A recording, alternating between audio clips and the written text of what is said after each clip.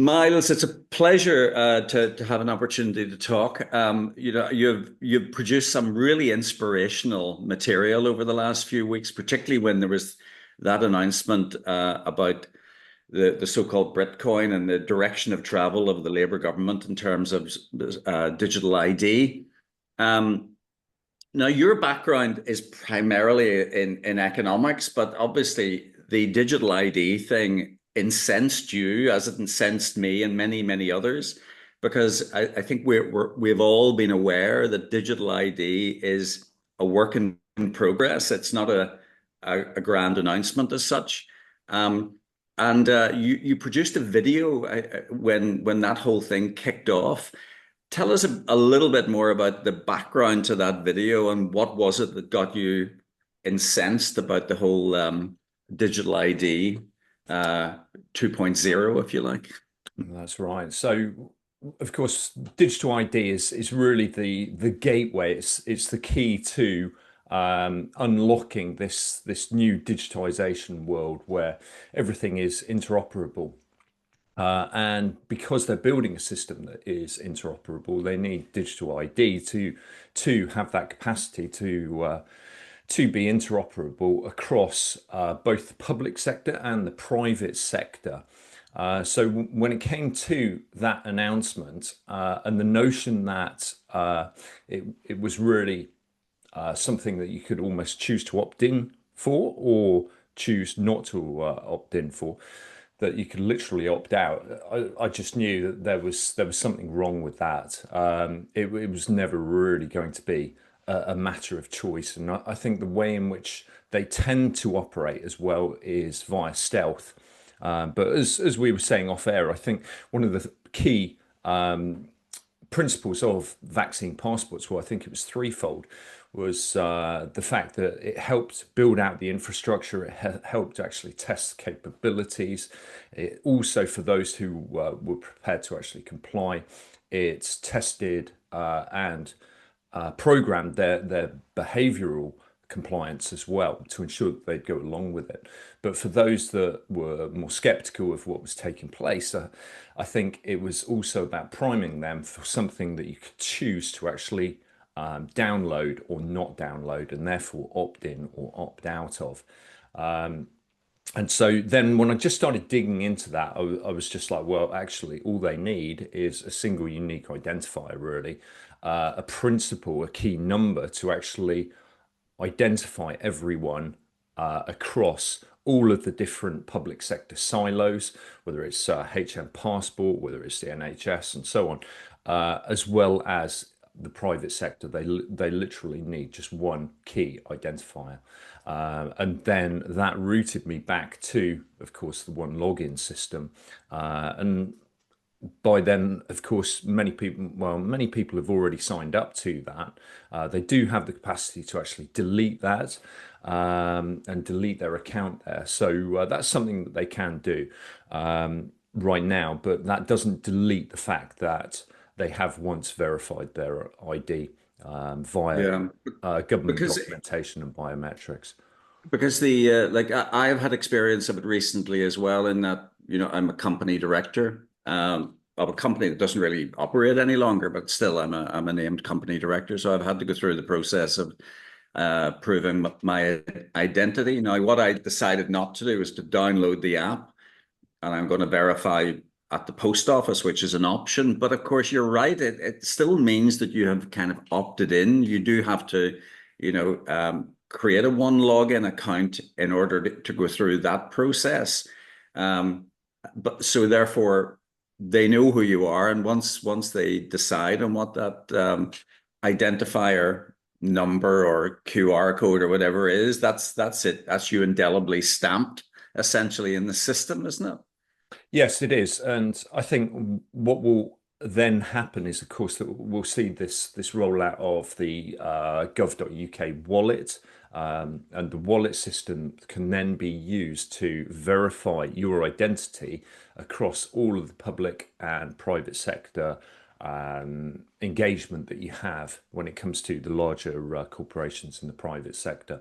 So they'll be using the sort of know your customer principle And that will then mean that your digital ID is the key to then engaging and unlocking the padlock of know your customer. So what that also does, though, sadly, is of course when you've created your digital ID, you have effectively created a lock on your ability to actually then remove yourself entirely from the system and its architecture. Do you think that it's going to be like an iterative process? Because obviously the end game is to get as many adults through the process as possible. Now, in the case of company directors, it's obvious, or it can be made to seem obvious why it is that they're doing this. You know, like anti-money laundering and KYC and so on. Um, but obviously, there's a carrot and stick approach. I suppose for company directors, it's more of a stick, and that's not something you would just necessarily voluntarily do. There's nothing really in it for you. But in the case of say, benefits claimants, they're using the carrot. In other words, in order to get your benefits, they'll probably insist that people go through a similar verification process in order to get access to them, or pensions, of course, as well. Yes, that's right, and it's perhaps even more subtle than that. In that, of course, they always promise convenience and efficiency, and those are the primary carrots that are offered to anyone who actually wants to conduct any sort of transaction with government services, whether it's applying for a passport or driving license and so on. And so that's how it would be sold to the majority of people. But yes, we'll see. You know that increasingly being utilised and different segments of the population being targeted incrementally. You know, such with the military veterans as well. Yeah, where do you think it emanates from? Because my feeling was I remember when in the old days when I was a consultant working in the tech sector, I was doing a project for a client. I wrote about this experience, in fact, on the New Era. Um, but I was doing a project for a client, and they were very keen to better understand the role of the Government Digital Service (GDS).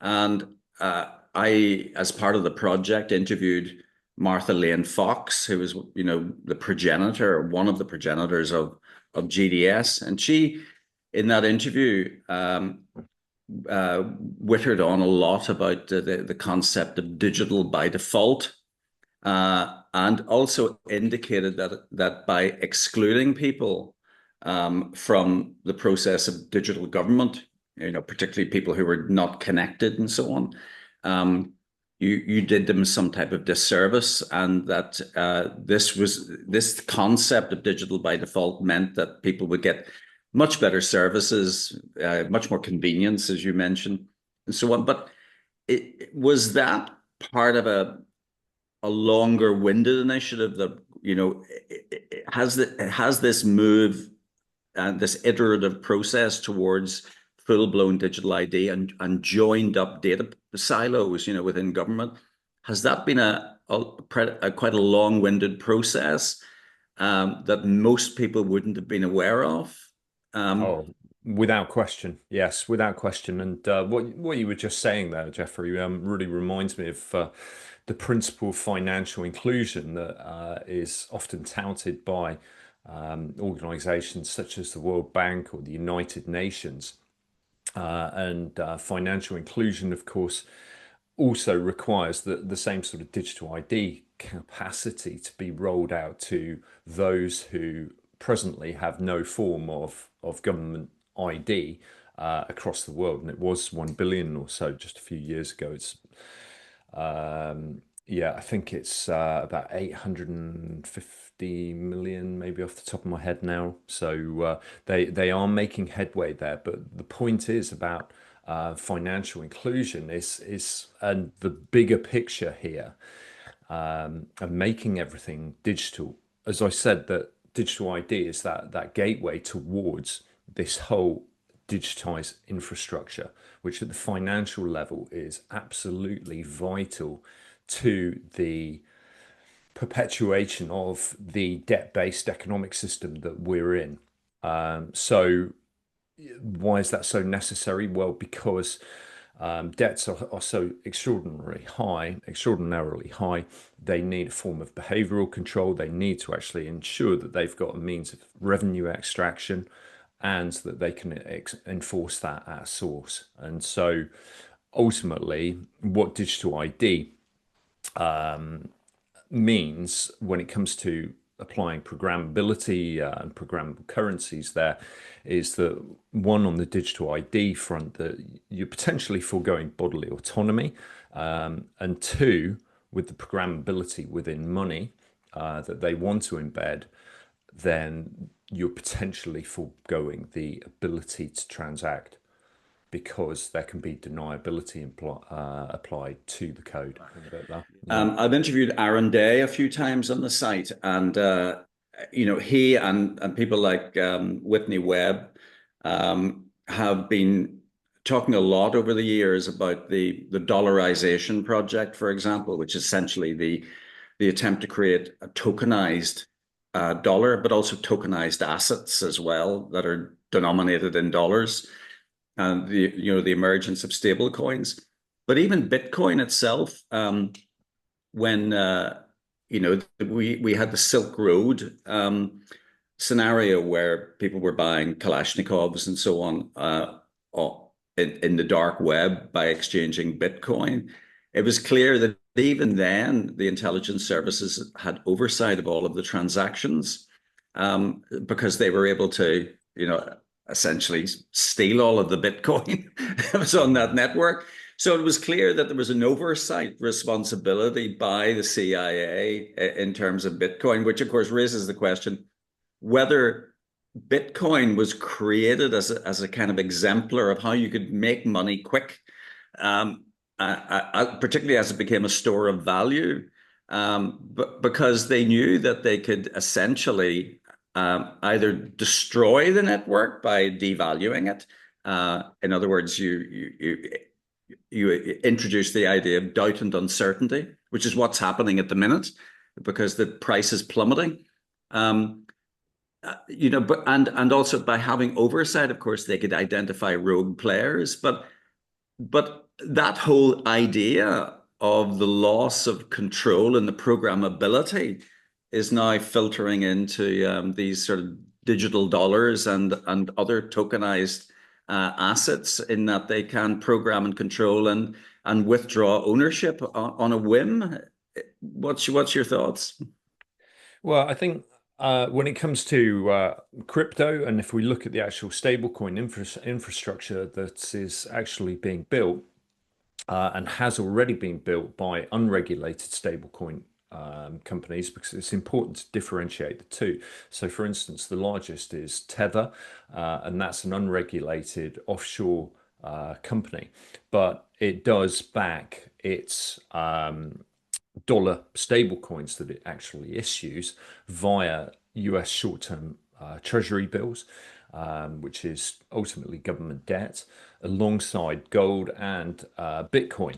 So I think I saw recently that in terms of, if you consider Tether to be a country, I think it was the seventh largest holder of US short-term debt in the world by country status. So it's a big player, and I think it's set to get larger. And one of the interesting dynamics there with the Bitcoin price, and that it has increasingly gone to higher highs, is that it's incentivized more participants, of course, over time. The market share has, of course, grown.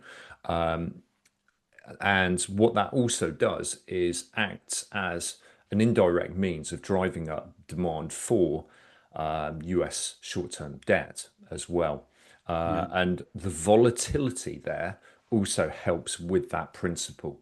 So the fact that it is volatile, and most people now who have been selling into this real dump that is actually taking place there, it will be selling their Bitcoin straight for Tether or USDC. USDC is one of the regulated ones, or will be a regulated stablecoin under the Genius regulations when that all rolls out. And so it means that you are actually creating more demand and creating more use, and that's really quite profound, I think. And Yeah. then just going on to Bitcoin there as a store of value, originally it was intended to be a form of digital cash.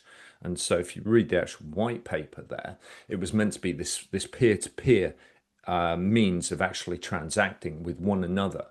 But now it's evolved into this notion of a store of value. And one of the key weaknesses of a store of value is first that you have quite high transaction costs. So if you want to actually transact in gold, and you want to send gold over overseas or cross border, it's expensive to do so, of course. But in addition to that, you don't want to spend a store of value.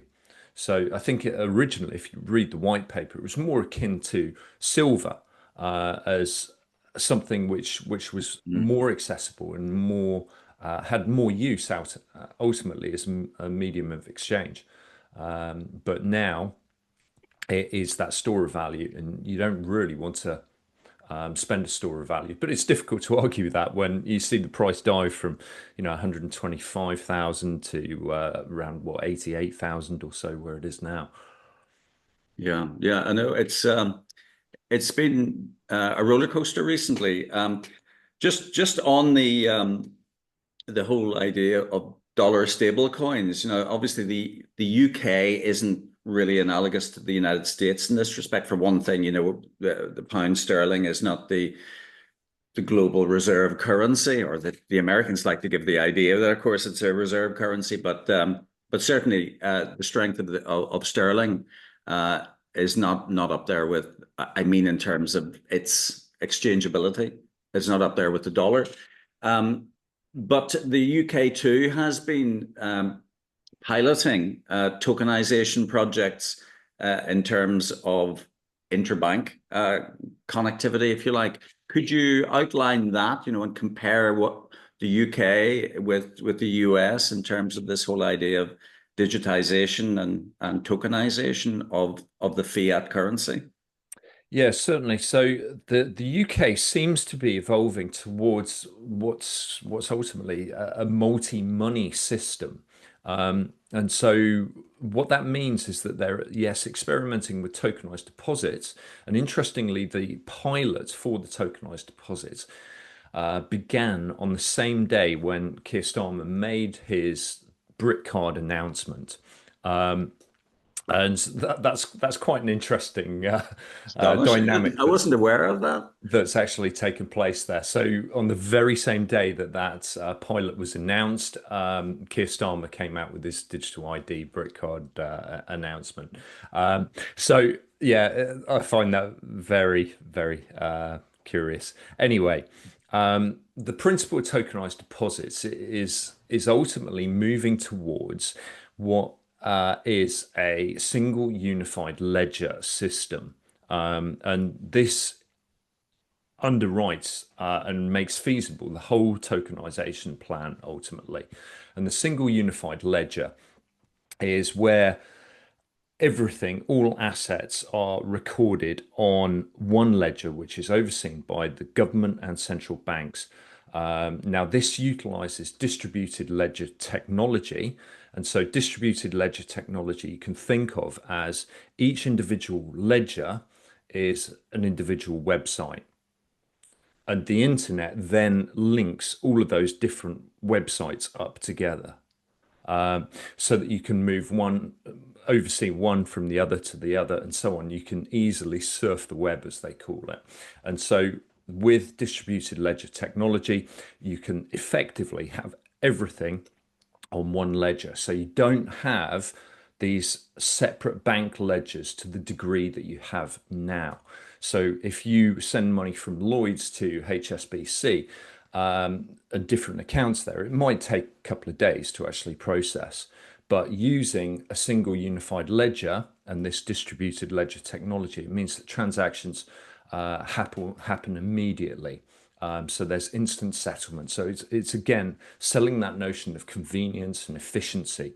And so that's a really, really important principle there when it comes to tokenization. And so let's just go back to the tokenized deposits. And I'm sorry this is complicated, but it helps to almost see the actual image that the BIS have actually produced on this, because I think they want to roll it out across the world. And so tokenized deposits, it means that your money in your bank account, and the digits that you actually have there and the digital money that you have there is then converted into tokens, which all take place on the same financial messaging pipeline. Now, they have needed to upgrade the entire messaging pipeline so that all of the tokenization process and stable coins and so on operates on this same financial messaging element. Now, what's different about that, and it's called ISO 20022, and they started developing this back in what, 2000? So this is a long time in planning. And what this facilitates is rich metadata, as they call it. And that's not possible in the current messaging standard. And so it's faster, it's quicker, and it encompasses that rich metadata. But it's not just that. That data is also categorized as well. Because it's one thing having the data, and it's then another to actually be able to process and understand what that data is saying at any point in time. And so all of these programmable forms of money, whether it's digital euros, a CBDC, a central bank digital currency, whether it's tokenized deposits in the UK, which are bank liabilities, as opposed to central bank liabilities, which the digital euro will be, they will all operate on that same ISO 20022 messaging pipeline. And so what you're ultimately looking at is a single unified ledger recording all assets and liabilities for every individual across the Eurozone, across the UK, later across the US, and so on. So they're targeting the most heavily indebted nations of the world. Now, I'm so sorry that this is complex, but they're using these different monetary forms for a reason, and that is to maintain the strategic advantage that each country presents ultimately. So presumably, if they're essentially tokenizing currencies or the backbone technologies essentially to enable a tokenized system, that would mean that tokens could be valued on the system regardless of the kind of asset class that they originate from. So this could be a method of kind of creating a universal token exchange, presumably, because obviously Larry Fink and others have been banging on about the fact that ultimately all assets will ultimately be tokenized. And even in terms of the recent flurry in trading in gold and silver, a lot of that trading has happened in token exchanges. So is this an attempt to facilitate not just the tokenization of fiat currency, but also the tokenization and trading of assets? Without question, yes, without question, Jeffrey. So yeah, the first and easiest asset to, of course, tokenize there is the actual cash in bank. And so that money is then turned into tokens on the actual screen showing your bank balance. You won't notice any difference. And that's what's so clever about what they're doing. It's all taking place through the back end ultimately. But every token, and of course, token is a digital representation of an asset. Every token will consist of information, and that will be what the actual asset is, who has previously owned it, because this will all be on the blockchain. And being on the blockchain means that when you're dealing with a form of money, whether it's stable coins, tokenized deposits, and so on, it's that medium of exchange with a memory. That means that it's not fungible. So it doesn't have that same privacy capability that cash transaction has, because you do not know the actual history of the unit of account there and what has taken place there. And so, yes, cash, but then when you consider the UK pilot, they're then looking at the remortgaging process. And so that's the second area of focus. And ultimately, they want to therefore digitize titles of properties, and they want to tokenize the actual mortgage as they are remortgaged. So it's a gradual, incremental approach that this pilot is really demonstrating to us that is going to take place.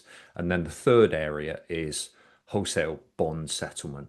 And that's really important, because when you think about the notion of a stable coin, for instance, what you are dealing with there is almost a redistribution of sovereign debt that is actually taking place.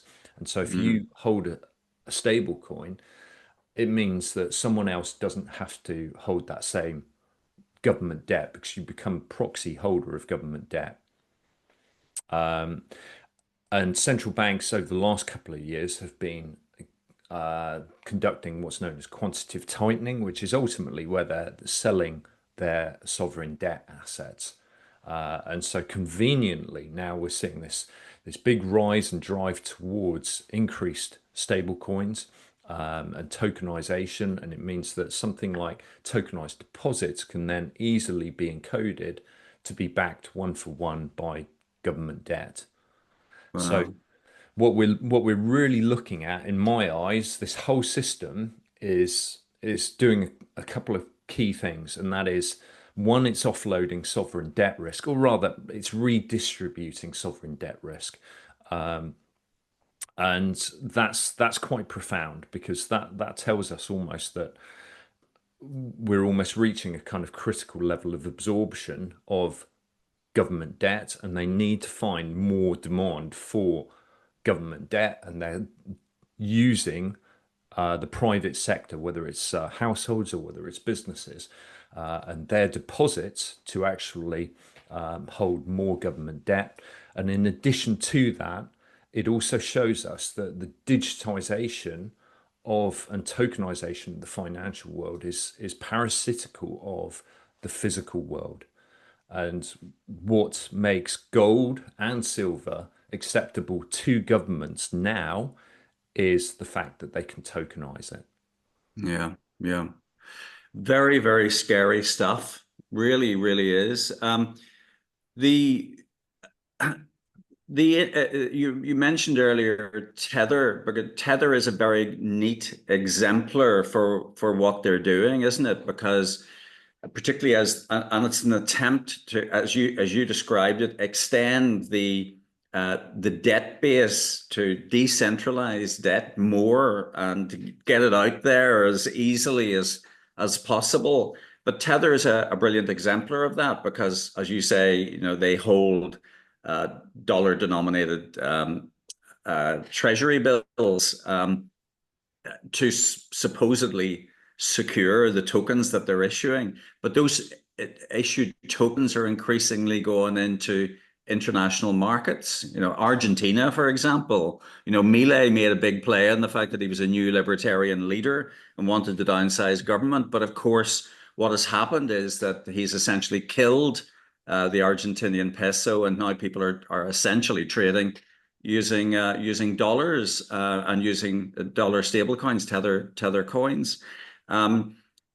So that process is a neat exemplar for what they're going to be doing. So if people are going to be holding, euro denominated or sterling denominated tokens or digital pounds or digital euros, that essentially is pegged directly to government debt, when it used to be supposedly tied to physical gold.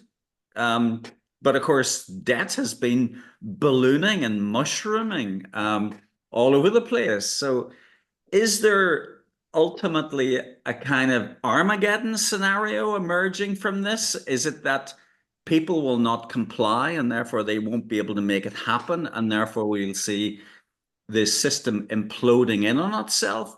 How is it going to play out in your view? And what can we do to resist?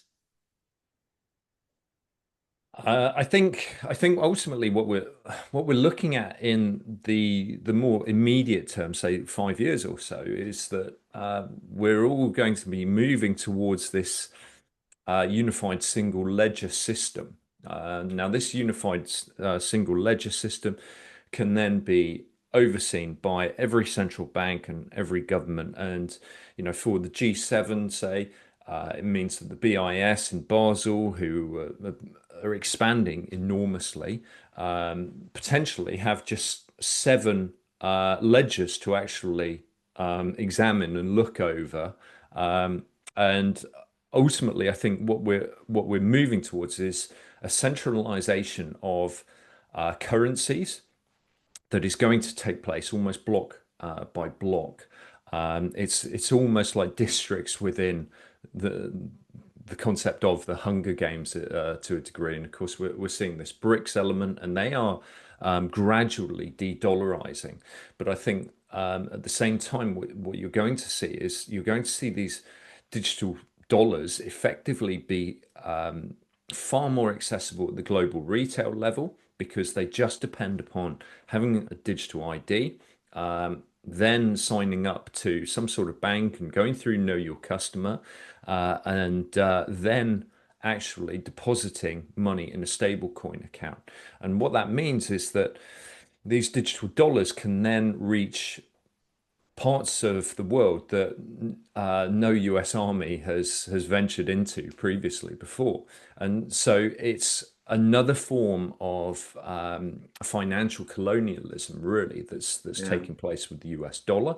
It means, I believe, that dollars are going to proliferate across Latin America in particular, via these stable coins. And of course, every stable coin is one-to-one backed under the Genius regulations by short-term US debt. And so that can help bring yields down and control the yields on the debt to ensure that there's sufficient demand for US debt.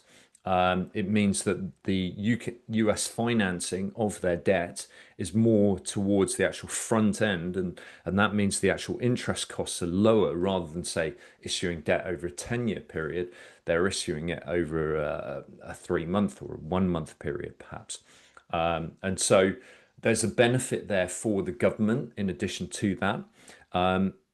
And because the debts are so enormous for the stablecoin companies, there's the prospect of enormous profits because Mm. when you hold the government debt, you collect a yield on that money, say 4.5%, 5%. Now, 4.5%, 5% doesn't sound a huge amount necessarily, but if you look at Tether's revenue per person, uh, it's absolutely dwarfs Nvidia. It is absolutely enormous, and it's almost incomprehensible.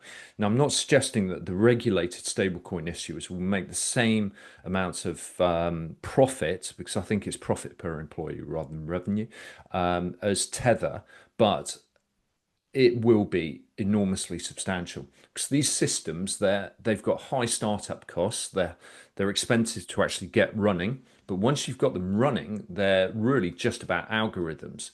And when money comes in, you buy the debt, and then token is created, that stable coin token. And so you're taking the public debt and you're turning it into a vast private revenue stream as well at the same time, which of course is paid for by taxpayers.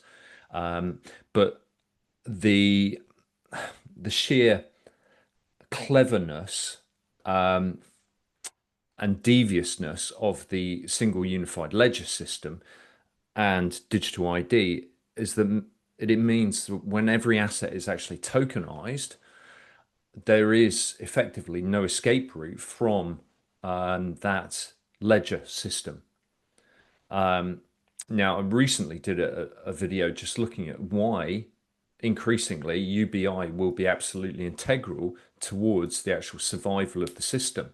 And if you think about that, that seems completely counterintuitive, because if you're distributing money to everyone universally, how can a debt-based system possibly continue to extend its debt? But a debt-based system needs to extend its debt because it means that the money can be deposited into bank accounts.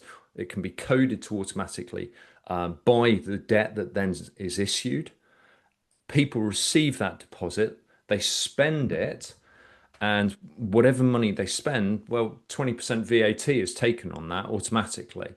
And Mm. that money can then be used to pay interest on the debt that's just been created. And all the while, it creates more collateral via the actual assets. And it just perpetuates this system. So they've devised a system which means that they can ensure regime preservation ultimately.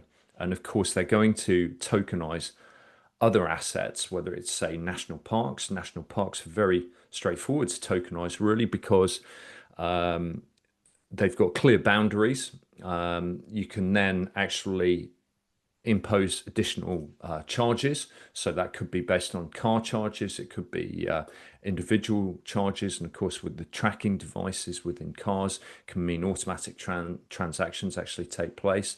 And that's another revenue stream that they can use. It's also a means of obtaining more debt for public assets. So yeah, they've got a very clever system planned via this single unified ledger. And how can people, if you like, be non-compliant, or is it inevitable in your view that the given the cloud of BIS, and the associated agencies and the Agenda 2030 and all of the stuff that sort of hinges, like even Nick Hudson yesterday, when I asked him, who's the overlords? Is it Bilderberg? Is it WEF? And he said, no, no, no. Without any question, it's the Bank of International Settlements.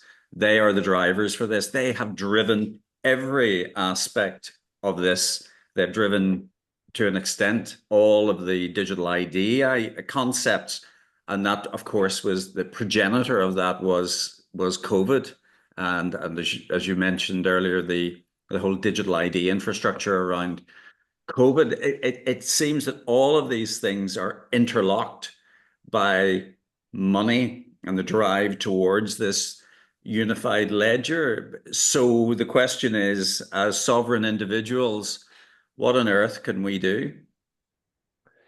Yeah, I still think, that there remains a great deal of hope and opportunity in this time, and yeah, there's certainly plenty that we can do. So in terms of wealth preservation, well, if you know the game that is actually taking place, that can be quite useful in itself, and then it really depends how much risk you're really willing to take. And so we've already mentioned there that really that there's an incentive for them to grow the crypto market.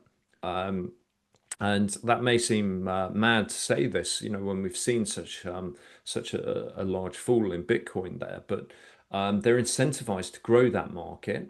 And we've seen that take place over the last sort of 15 years or so, enormously. And so the long-term projections for that are supportive of US stablecoins.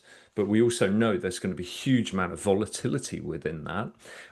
In addition to that, we know that ultimately they're increasingly capturing more and more of the available gold and silver supplies. And so that reveals a clear preference. And as I mentioned earlier, that tokenization makes gold and silver acceptable. Um, and that's obviously very, very significant. But I think also, if you want to avoid your assets being tokenized, you need to almost really get out of any sort of debt, because we mentioned the remortgaging process. And what they're therefore doing there and moving towards is digitizing property titles and the actual mortgages themselves. Mm. That's something else you can do. But in addition to this, what we've really got to do is go back to basics and focus on the fundamentals and almost rebuild the skills that we've lost over generations. And those skills can be as simple as food preservation, growing food. They can be more like house building and things like this, things that we can actually do to take power back ourselves and limit the amount of exposure that we have to the system. But of course, resisting digital ID for as long as we possibly can is something else that we can do. Miles, fabulous. I regard you so highly. I think some of your work, and I only came across you really when I came across that video a few months back, and I just applaud your efforts, and I think those messages you've just made or just conveyed are extremely important. So thank you very much indeed for taking the time. Just before you go, how do people find out more about you and read your writing and watch your videos? Yeah, so I'm on Substack, I'm on YouTube, and X. So yeah, if you just put in Miles Harris, I should come up there. So yeah, please join